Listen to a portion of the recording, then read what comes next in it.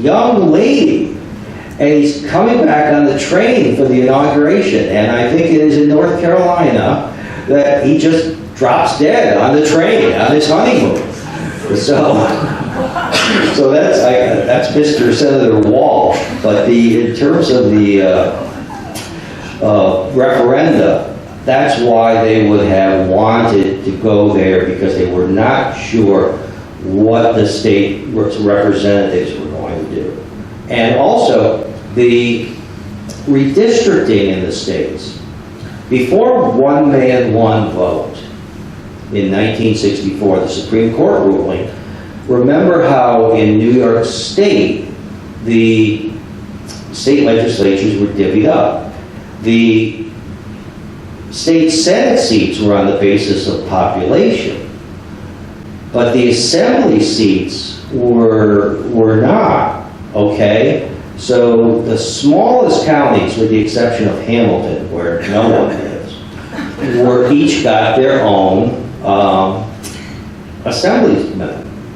So the assembly seat was gerrymandered, basically, to favor the rural interests. So they weren't about to take a chance on that, because it's not only a question of not having people do it in 2/3 of the states, but you have to have it in both houses. And in many of those houses, say the upper houses or the lower houses, however it was structured, they would be structured in favor of the rural areas. So you had to do, think of the analogy of, say, the electoral college versus the popular vote. So they were betting on the popular vote, and in the popular vote in those conventions, it was 72% wet. So they guessed right. And the politicians didn't want to have to go on the record as voting one way or another, because then that would be used against them in the next election. And they were still running dry candidates in New York State in 1934. Hamilton Fish, the congressman from this area, who was also endorsed by the socialists, was endorsed by the prohibitionists that year. And the congressman from Long Island, who was named Bacon, was endorsed by the prohibitionists. Again, progressives were often prohibitionists. So Bacon, where do we know that name from? Davis Bacon Act, big pro-labor legislation. We have another question. Where are we here? I lived in a town in Oklahoma in the late 60s. Yes. And we were dry. But it was actually Fort Sill, Oklahoma, which is the largest artillery post in the world. And we had a dry town. But they got around it. You know how they got around it? How they get around it? They got around it by saying if we were in a private club, you could have liquor. So every bar in town, you ended up getting a membership card, and you ended up in a private club. But technically, the town was dry. So I'm wondering how many more dry towns are there still available in this country? Not too many. I mean, there are few listed in New York State. I mean, if you can believe how accurate Wikipedia is on this, and I suspect marginally. I think down south, I think there are supposed to be quite a few in Kentucky. But in Utah, it's further and further away from that. The last two states to make it, to repeal statewide prohibition were Kansas, which was one of the pioneers of prohibition, and Mississippi. Now, the private clubs also stocked up in that 1 year grace period. One of them famously, coincidentally, stocked up for 13 years. They timed it just right. Do we have any more questions? There's one right here and then one down the front. Can you draw any parallels between alcohol prohibition in the 20s and today's prohibition on marijuana? Perspective on looking back in history and having the luxury to learn from it, and what we do about it. Different and the same. I mean, with marijuana, with alcohol, it was something that people had access to for thousands of years, and which was part of the American culture and was legal. And with marijuana, obviously, that's not the case. So it's different in that regard. But I think you're seeing the same sort of arguments being made by the legalization people today as were made for the repeal people in the 30s or 1920s. You can increase revenue. You might get you'd get a better regulation of an illegal substance, because if it is illegal, you know, there's nobody running tests on what's being sold or anything like that. And bringing in tax revenue. You know, there are things like, so I think the same arguments are being made as you would see with the folks who were for repeal in the early 1930s. I think the opioid epidemic in some ways is more direct parallel with sort of what was happening in the 19th century, where it was the overconsumption of alcohol during that period was so debilitating. So many people died from it, and it caused so much crime. And that's more like the opioid epidemic today, where you see the abuse of these things that are causing tremendous dislocation in the community. We have one down here.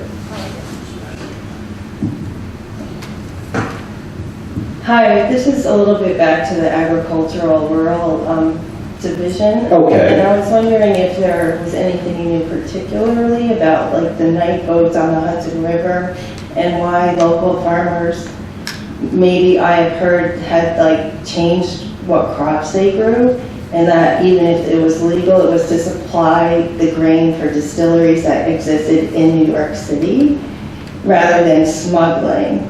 Because there were actually, from what I understand, a fair amount of distilleries actually in cities. Oh, there are distilleries Yeah. all over the place, and breweries Right. all over the place. So it wasn't like the boats were smuggled. I don't think so much of the Hudson River. I think more so of the Ohio River and Mississippi, where, you know, you were trying to get your crops down to New Orleans or something, and they weren't gonna hold, and you know, liquor holds. It's not perishable like other stuff is. And then once you got it into a smaller entity, you know, it's easier to transport. So it was much more profitable to do that. One of the, again, we talk so much, we keep going around about various aspects of taxation, where one of the first acts of the Congress under the New Republic is to tax alcohol. And that leads to the Whiskey Rebellion in Western Pennsylvania, and George Washington has to be called out of retirement to lead the United States Army against the United States citizens. So taxation is always a big thing, but with the perishability of alcohol, particularly in before the Civil War, that was the thing. But I don't think it was particularly a New York State thing. No. Yeah. I have just a quick second part, or maybe it's not quick. Was the alcohol industry regulated by the FDA by then? Well, there's not much of an FDA. One thing which was,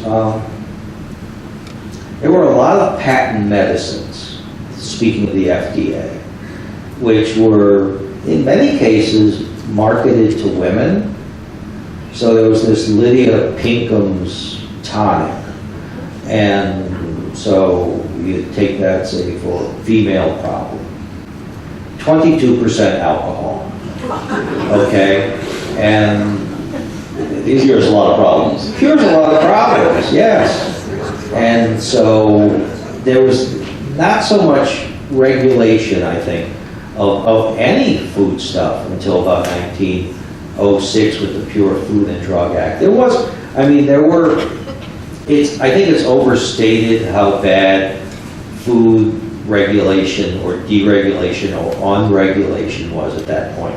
The industries and the businesses had a vested interest in not poisoning people because it's bad for business.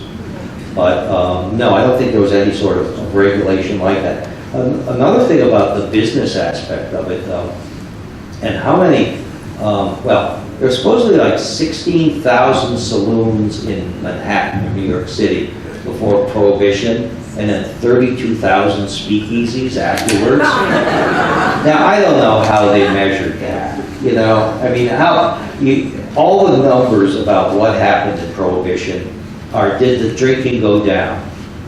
You know, and by how much? I've seen a figure of drinking went down by 1/3 during Prohibition. Some of the prohibitionists said as much as 80%. Probably somewhere in the middle, you know, how do we measure these things? And when we talk about the speakeasies, we think of these glamorous places, like in the movies, and there's dance floors, and there's chorus lines. A few years ago, I was invited to a party following something they call Jazz Age New York on Governor's Island. All these people dress up in the 20s uniforms. And I ended up in a place in a basement which had actually been one of the most famous speakeasies in New York. It was tiny, you know, and some of these speakeasies might have been like, you know, literally a bottle in the back room. So it's, you know, all the numbers and tracking these things are all very difficult. But, this is another thing about what people were drinking in the 20s, or how they were drinking. Andrew Sinclair, who wrote a history of Prohibition in the 1960s, said that the working men, the working class, drank less and saved $1 billion. The middle class drank about the same and spent $1 billion more. Because, you know, if you were poor, you couldn't afford to spend money on this.